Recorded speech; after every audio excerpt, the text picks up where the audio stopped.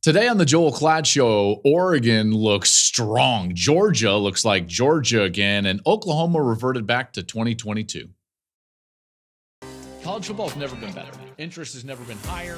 Believe that we are at the dawn of the golden age of college football. It was an epic day of college football. It was one of those days where you fall in love with the sport all over again.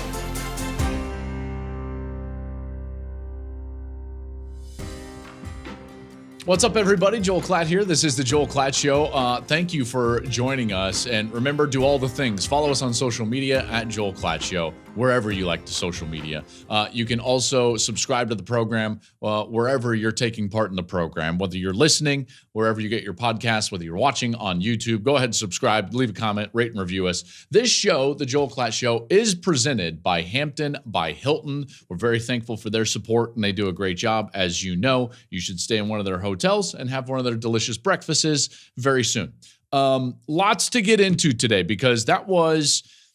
I'll face it, let's face it, it wasn't like the best day of college football that we ever have seen. Was there some great games? Yes, there were some great games, and we'll get into that.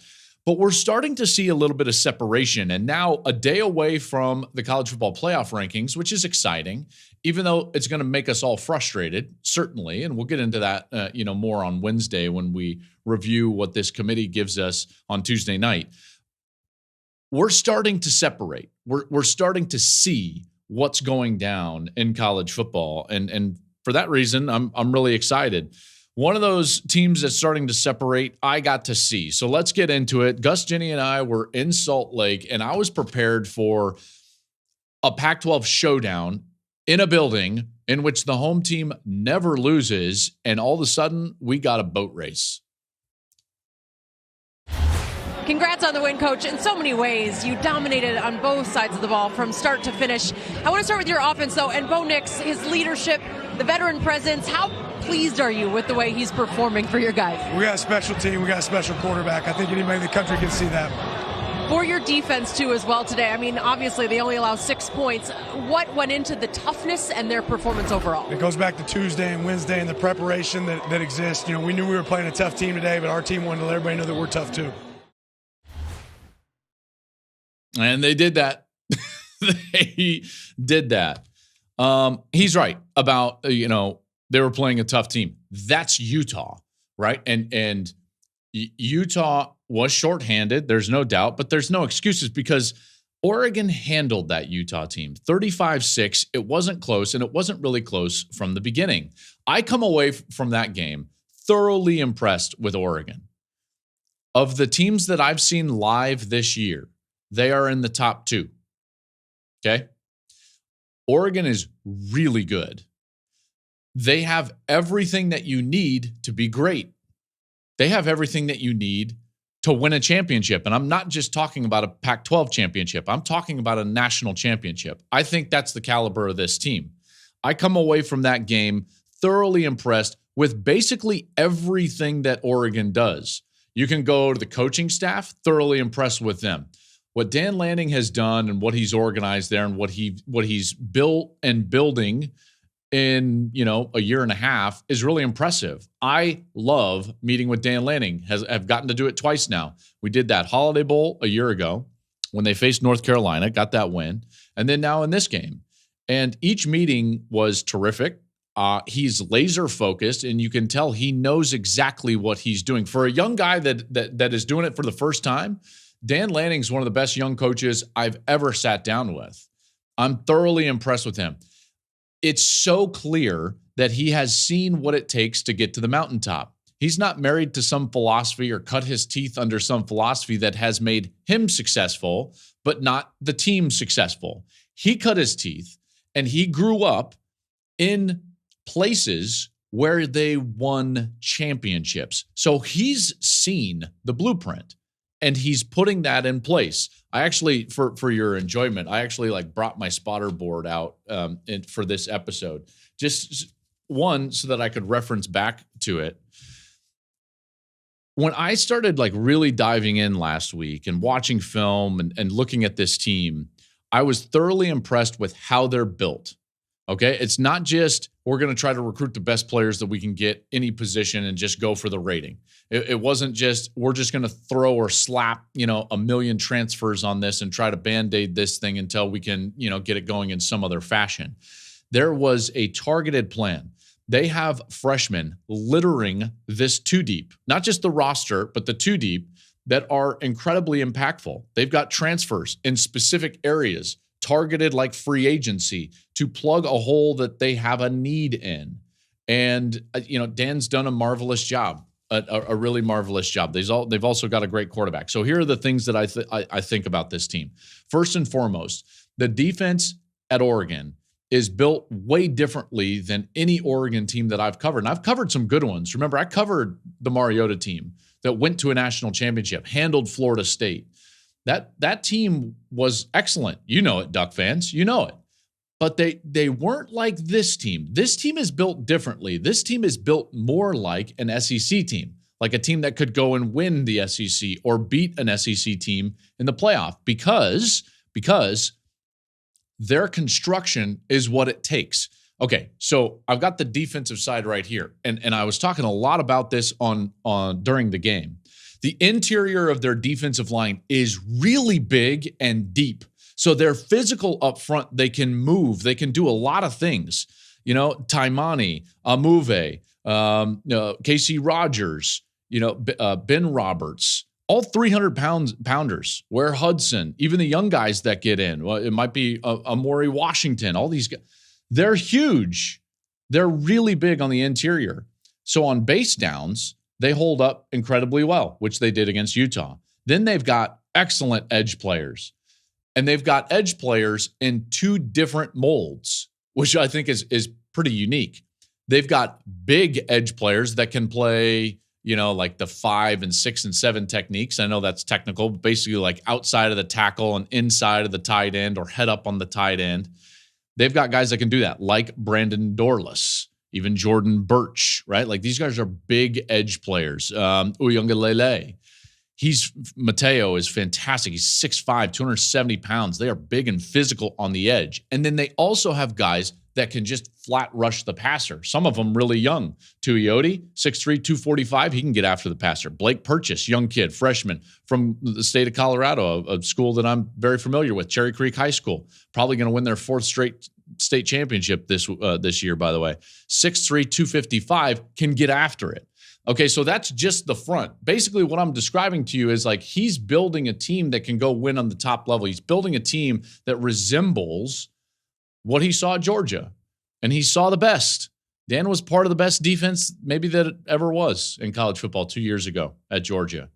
That's what he's building, and that's why I'm so impressed. And then you go to the offensive side, and then you look at this offensive side, and you're like, oh, they're really big and physical up front. They can run it with Bucky Irving, who I think is the best back in the Pac-12, maybe in the country. They've got guys on the outside that have length or speed. Whatever you want, they can give you. They've got a tight end that they can go to in the clutch. And then this is all outside of they've got a quarterback that has started more games than anybody in the history of the sport. 55 starts now for Bo Nix. Bo Nix is a legitimate Heisman contender. There's not a doubt in my mind. I love their schemes and their schematics, yes, but it's more about the way that he operates them that make me so impressed. He's so efficient with the ball. There's a good chance he might set a record for a year of completion percentage. The record is like 77, I believe. Mac Jones, I want to say. And he's hovering right around there, 78%. It's ridiculous the efficiency that he plays with. The ball goes to the correct spot.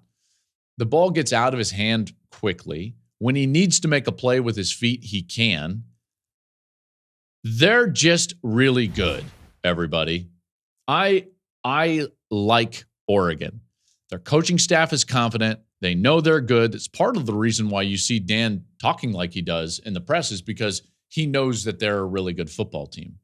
And quite frankly, I know that they lost the game to Washington.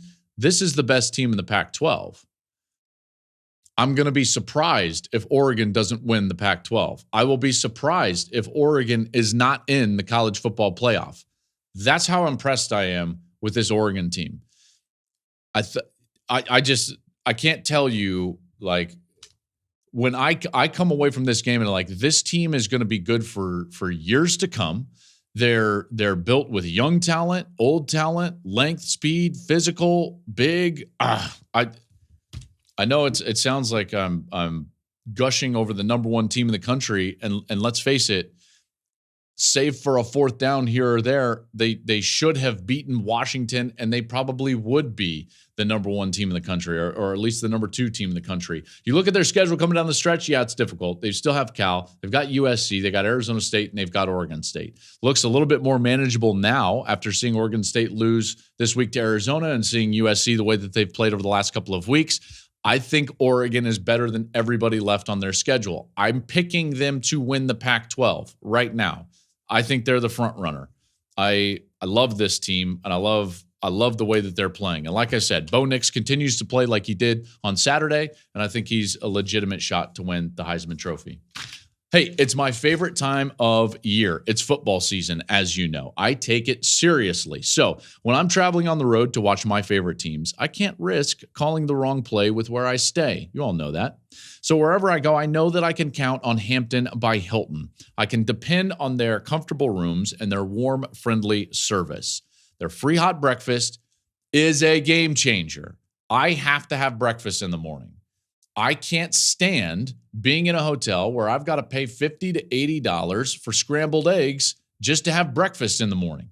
I like to stay in Hampton by Hilton, walk downstairs, have a fresh waffle, a fresh cup of coffee, and it's delicious. Thank you very much.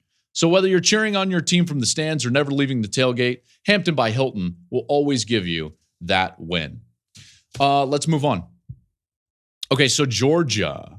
How about that? Georgia crushes Florida. And I'm watching that, and I'm thinking to myself, Georgia looks like Georgia again. Then I start to think to myself, like, but do they? And then it dawns on me, it's like, that's the wrong standard. And then I realize the problem's me, not them. No. We're not breaking up because of you, breaking up because of me. And I'd like to get back together. No, I'm joking, sarcasm. Georgia, if you just take this year and you don't try to pit them against two of the better teams that we've seen in a long time, in particular 2 years ago, then you realize, like, oh yeah, this version in and of itself is still really good. So they beat up on Florida. This is what it sounded like.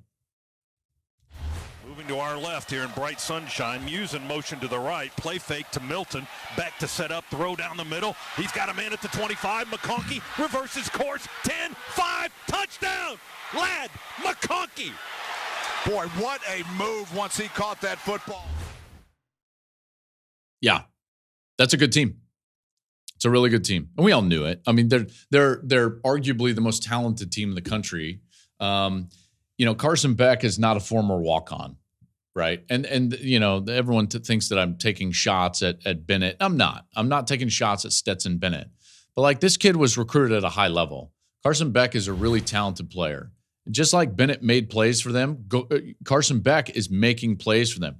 And he is developing, and this is important, he's developing without his best player out on the field. He's playing well without the security blanket of Brock Bowers.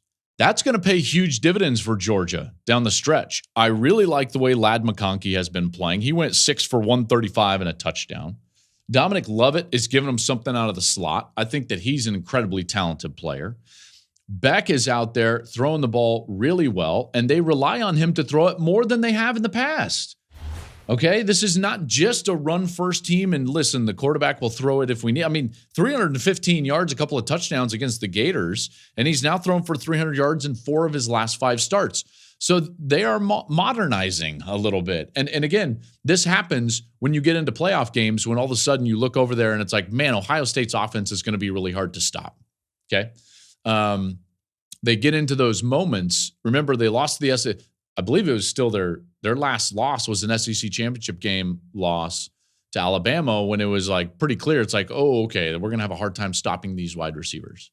Now they ended up beating that team once those wide receivers got hurt. Even with a great defense, with like 87 first-round players on the two deep, that was sarcasm. It was hard to stop that Alabama team. It was hard to stop Ohio State. And now all of a sudden, this offense for Georgia looks like it's headed in that direction where they can at least be confident that they can get into one of those games and rely on their quarterback, Carson Beck, their wide receivers like McConkey and Lovett, maybe even a bit of explosive run game, and be okay. And they're doing all of that, and this is the most important part, without their best player. Okay, so the Bowers injury, as long as they can continue to play well, is going to eventually be a blessing.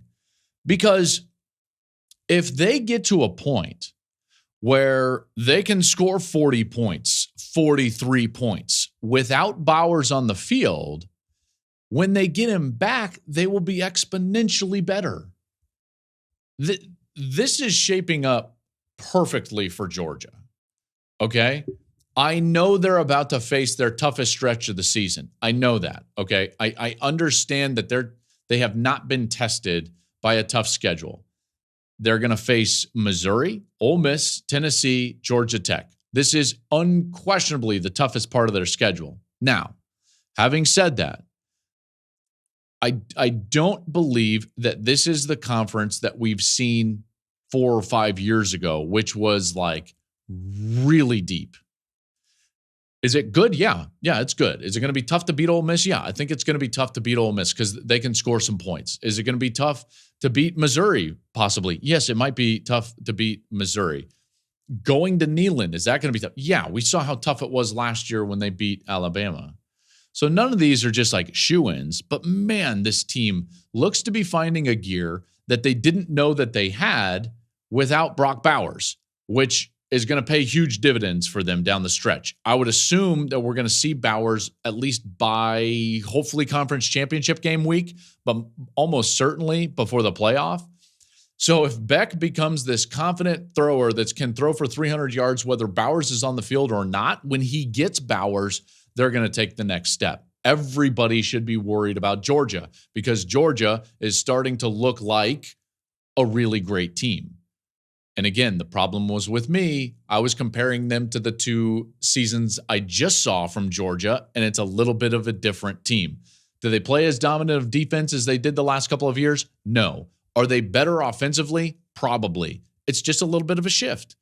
Okay, so the fault was on me. I was measuring them against what, let's face it, is a standard that they might not even need to reach this year, which was the standard they set in the last 2 years as national champions.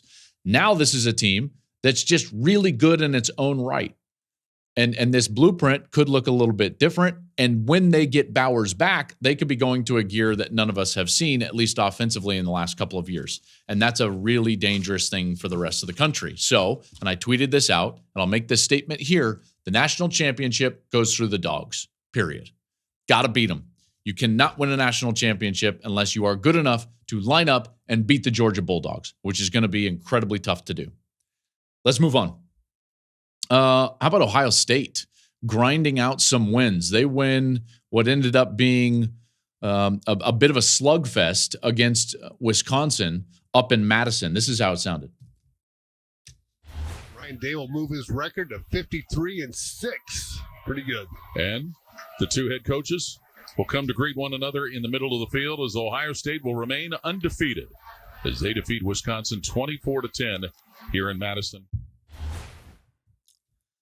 53-6. Okay. Yeah. So for all of those people that say like, oh, Ryan Day is no good. Okay. Okay. You're right. 53-6 is no good.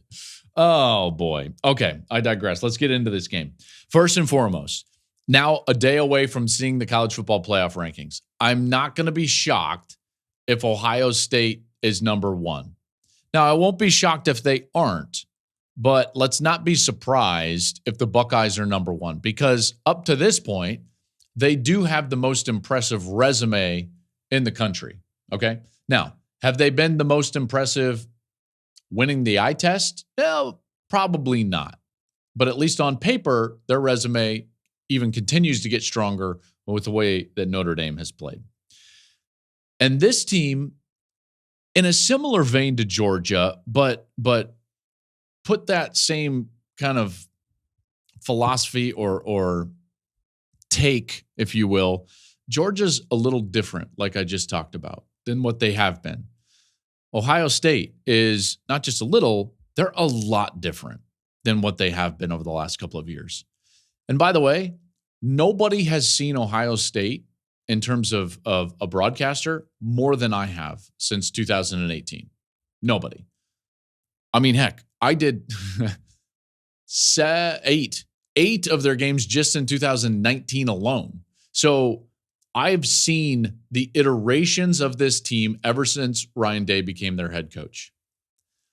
I think I know why people are so critical of this year's team. And the reason is that it doesn't look like any of the other versions. None of the other versions. And I think people got used to winning a very, very certain way. Let me explain what I'm talking about.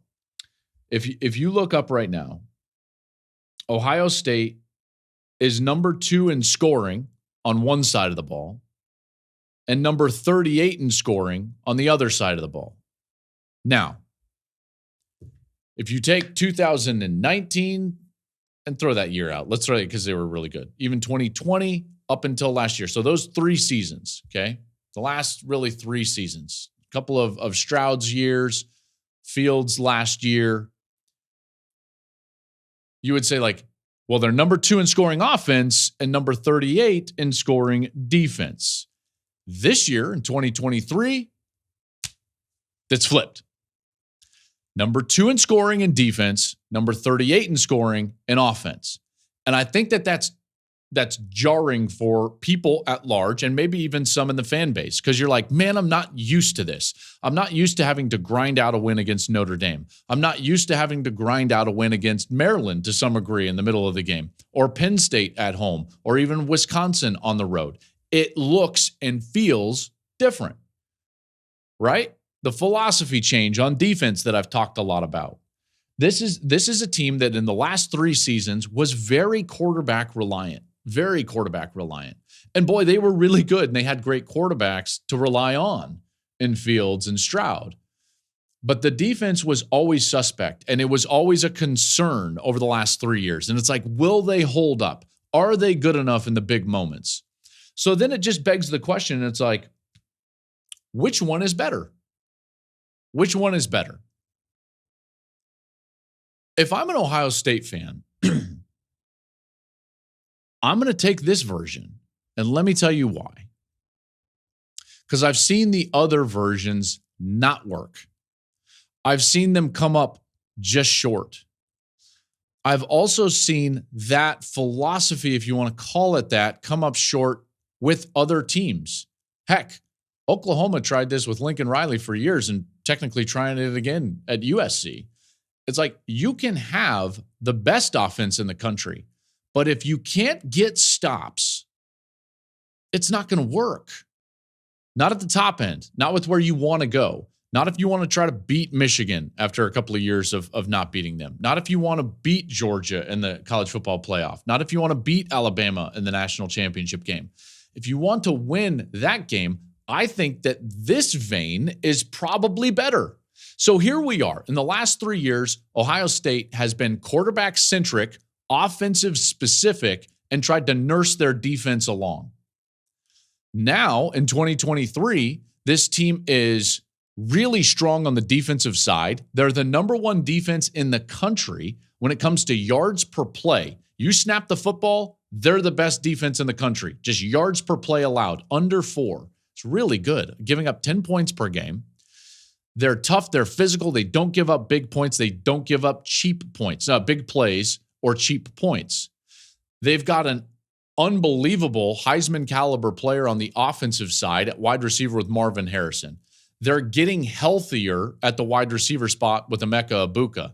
They showed another gear in the run game with Travion Henderson back and an offensive line that played their best game, I think, to date against the Badgers. They were winning the line of scrimmage. They were getting to the second level, and Henderson had a couple of really nice runs. So now all of a sudden it's like, wait. You're telling me that Ohio State's going to have a run game that is better than what we anticipated to start the year when they were trying to, break in this new offensive line. We still have Harrison. We're going to get Ibuka back healthy. We got a defense we can rely on. And then in this case, what they're doing is nursing along Kyle McCord. McCord didn't play great against Wisconsin. He didn't play great against Penn State. Those are just like the facts, right? Like, and he can play better, and I think he will play better. But they're bringing him along, and I think that if I'm an Ohio State fan, I would rather be in this boat. I would rather be trying to bring the quarterback along, in particular under a play caller like Ryan Day, with the talent around him like Henderson and Ibuka and Harrison. So you've got all of that. It's like you would anticipate that McCord is going to turn the corner down the stretch. And yet you can rely on things that maybe you couldn't rely on in the past, like the defense. So I'm just like, you put that together, and this is a different team than we've seen over the last 3 years. It's been the cause of, I would say, like a lot of hand-wringing for Ohio State fans. And yet, just sit back for a moment, pull yourself up and take a 30,000-foot view of Ohio State, and you can easily see and think to yourself like, well, yeah, I would rather be this version than the versions that we just tried, because the versions that we just tried didn't work. And they haven't worked for others either. Number 2 scoring D, number 38 scoring O. Maybe this one works. Maybe the scoring O will get a little better as Emeka comes back and as that run game continues to get better and Henderson stays on the field and McCord plays a little bit better, because they still have what is a legitimate Heisman contender in Marvin Harrison Jr. I think it's interesting. I think it's an interesting transition, and it's an interesting position that Ohio State finds themselves in, because it is so much different than what they have been over the last 3 years. But it might be better. Let's move on.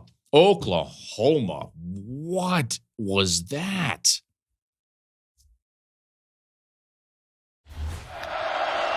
Dylan Gabriel. He got there. His throw to the end zone.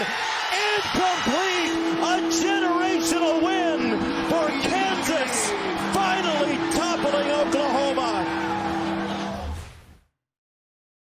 Man, what a scene in the booth. First things first, when talking about that game, OU and Kansas. And Kansas gets an incredible victory, 38-33. First things first. And I know he would hate me saying this, which makes him a great coach. Lance Leipold can freaking coach, man. Like, he is a good football coach, period. Not like for Kansas, at Kansas. Oh, he's pretty good. He can just flat coach. This program has had no success, just none, since basically the Todd Reesing Mangino days. And this guy has built something that has staying power, that is quality. It's resilient. They're investing, by the way, in facilities and doing a big upgrade in the stadium. I had to say that first, because like Lance Leipold is a dude, man. He can coach football. And I said this last year, and I'll say it again. I hope he stays at Kansas. I want teams like Kansas or other places around the country that have these great coaches, like, stay there, because it can be awesome there, right? Take a page out of Mike Gundy's book. Take a page out of Kyle Whittingham's book, or Kirk Ferentz's book. Like, you don't always have to chase it. The grass is not always greener on the other side. So Lance Leipold, I could see you looking up in 19 years and thinking to yourself, like, I built something really special at the University of Kansas. This is a tangent I didn't even think I was going to go on in this show. But now that I'm in it, like, I believe it to my core. You know, Kyle Whittingham could have gone a lot of different places. Look what he's built at Utah. He's got a great life, loves it there. That program is Kyle Whittingham. Same thing for Mike Gundy.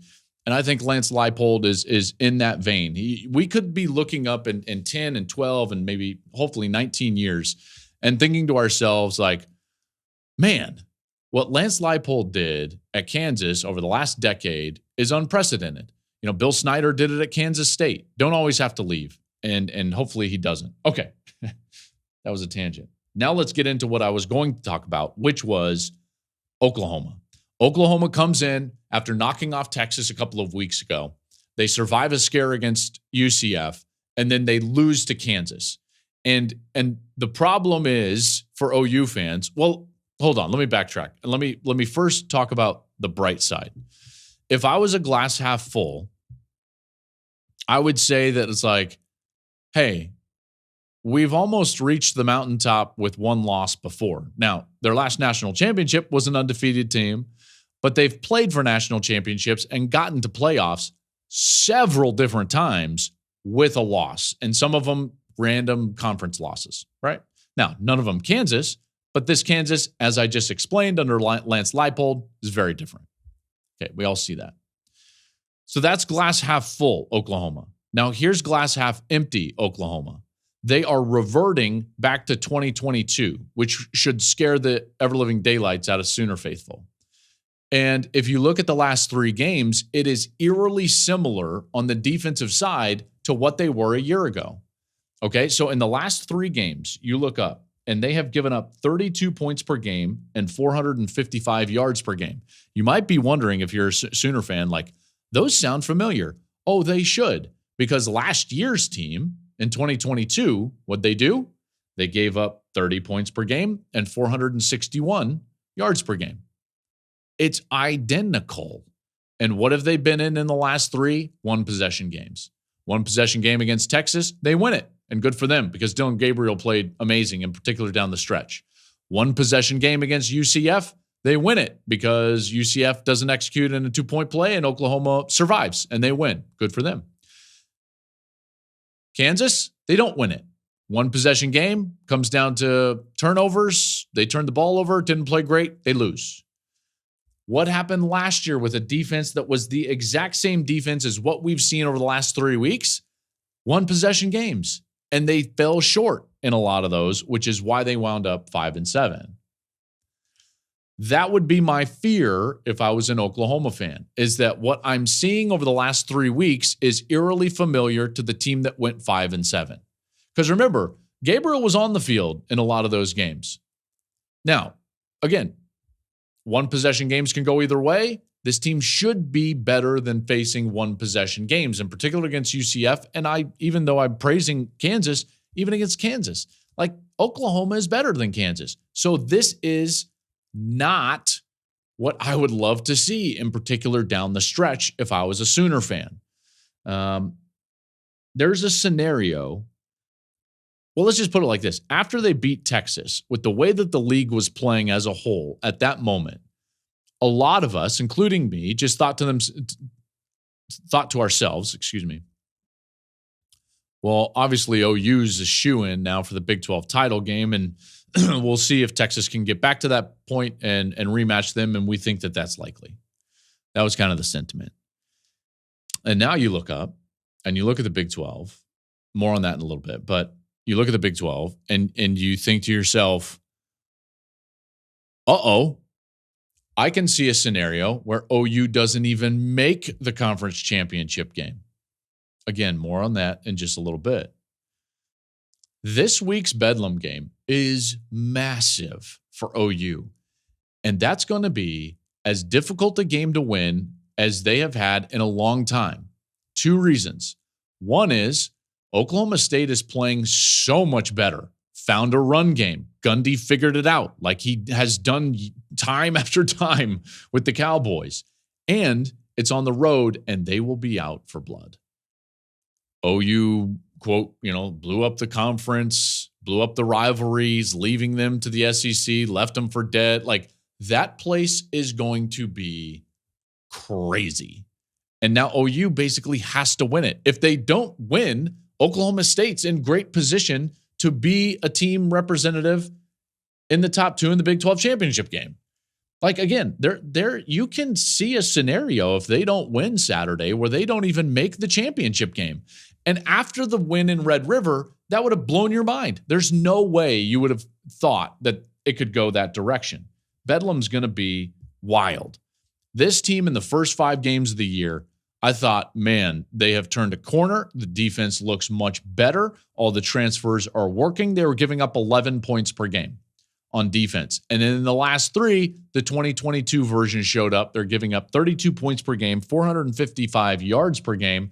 And now everything's up in the air. And they're going to have to go out there and fix it, okay? One loss doesn't define a team, stealing the term from Brent Venables. However, it puts them behind an 8 ball. And at this point, they're going to have to fix what has gone wrong in the last 3 weeks, because it's clearly not the same team. It's in particular on the defensive side that we saw in the first 5 games. And then it dawned on me again, and this is my last team that I want to talk about. Man, this reminds me a lot of what's going on with Washington. 2 teams that a few weeks ago won massive games in conference against arguably the, quote, second best team in the conference, right? Like conference supremacy on the line. Washington tops Oregon in that Pac-12 showdown. Oklahoma tops Texas in Red River. And I'll just bluntly and honestly, even after those games went the way that they did, I thought to myself, boy, I still really like Oregon and Texas to get back to their championship games. And then since then, Washington and Oklahoma, the winners of those huge midseason matchups, have kind of gone the same direction, which is floundering over the last 2 games each. UCF, Kansas. Didn't go well for Oklahoma. They won against UCF, but kind of luckily at home. Weird, right? ASU and Stanford for Washington since beating Oregon. They don't score an offensive touchdown against Arizona State and need a pick 6 to basically survive 15-7. Weird. And at home. Then they go on the road and should have lost to Stanford. Stanford has a 4th down.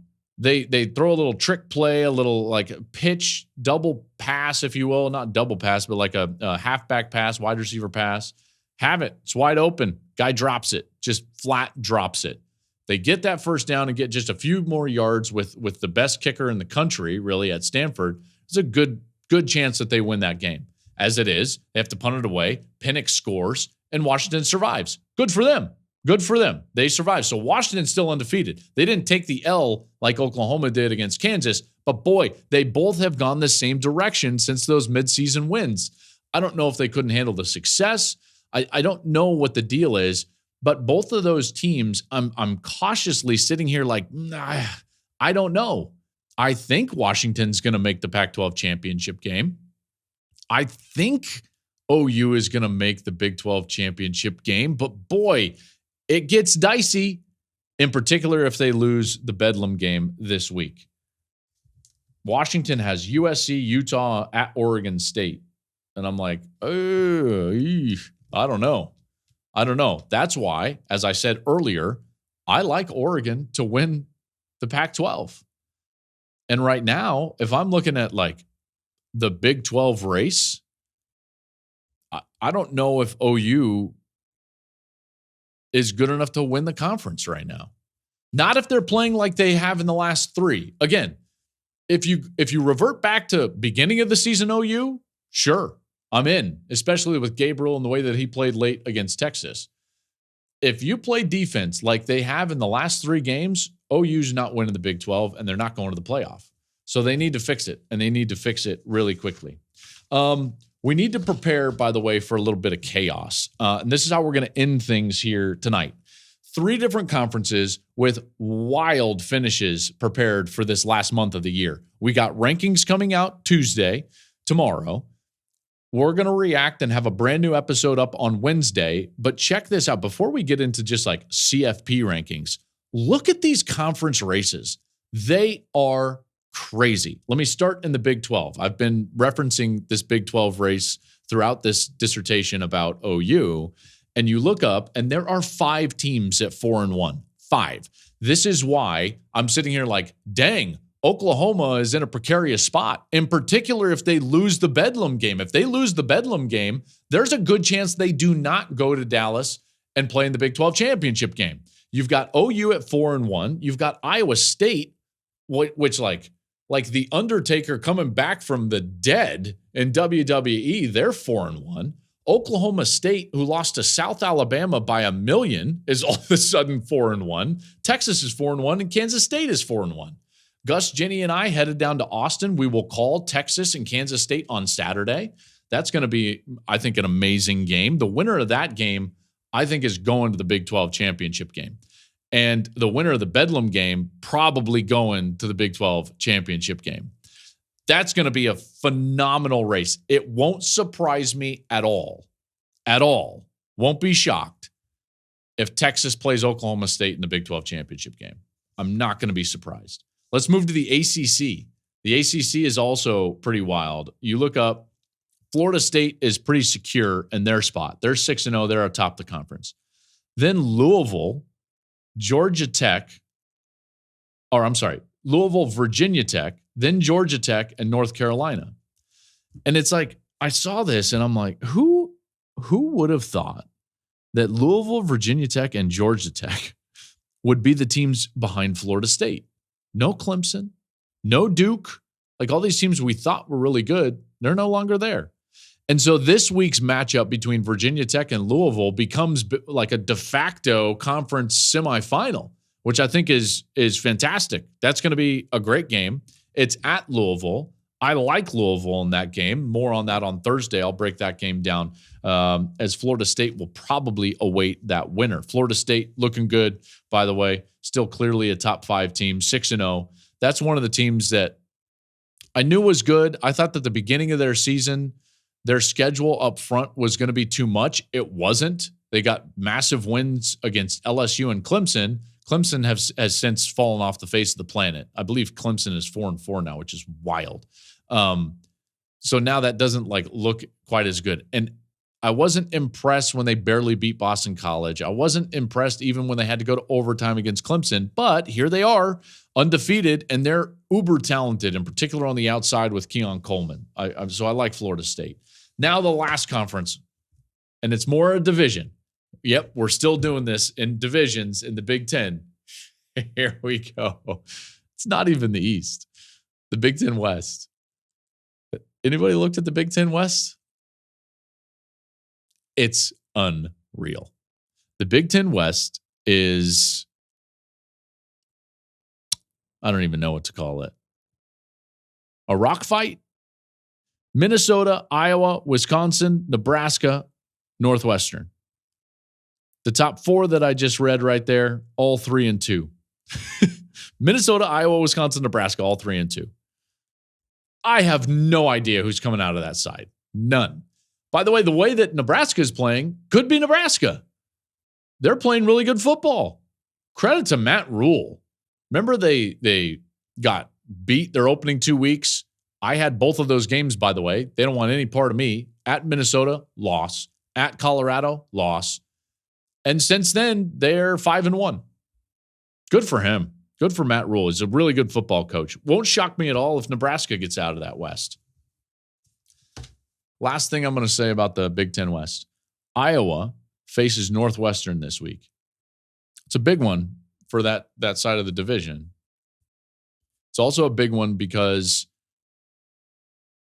not official, but we think it's the lowest over-under in the history of modern college football. 29.5. Iowa Northwestern, 29.5. My question is, what sicko is taking the over and just sitting there and dying with every 3rd and 6th that falls incomplete? 29.5. That's incredible. All right, that's going to do it for our show here today. We got playoff rankings tomorrow night, Tuesday night.